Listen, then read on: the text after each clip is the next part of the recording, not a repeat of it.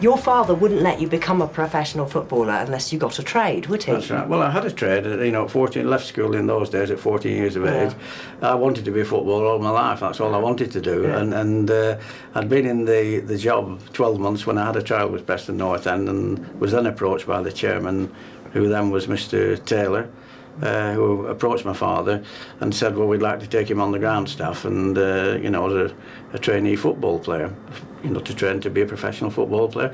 And this was after the trial I'd had with them, and I was over the moon about it. And my father said, well, just hang on a minute, it's not as simple as that. He said, you're only 15 years of age, you may not make the grade, 17, 18 years of age, you might be just tossed at one side. I said, well, he's not good enough.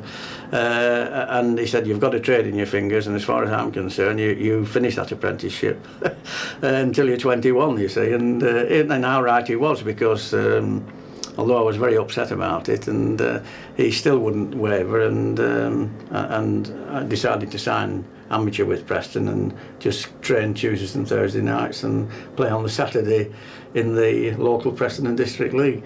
And how right he was, because war broke out, of course, and all contracts were immediately suspended from professional football players, and it was just regional football played during the war, which was a great thing for me, because I came into the side at 18 years of age and got in the first team, and that was the start of my career, the take-off.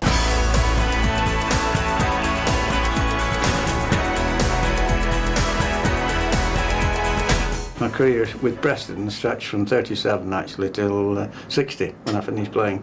I mean, that would be unheard of today, pretty much, wouldn't it? Well, yes, I suppose it would really, because it's so commercialised now, is the game, and it's right against loyalty of staying with one club, but it must be remembered, of course, that in our day it was a maximum payment, and so whether you played in the First Division with Manchester United, Preston North End, or Arsenal, or Liverpool, Everton, you were just on £12 a week just after the war in 1946. 12 in the playing season and 10 in the summer, so you got your wages cut in the summer. And in those years, Preston were one of the big clubs, weren't they? Yes, they were in the First Division apart from 2 years, and we got relegated and had 2 years in the Second Division, but we were in the First Division all the remainder of my career. Were you ever tempted to leave Preston?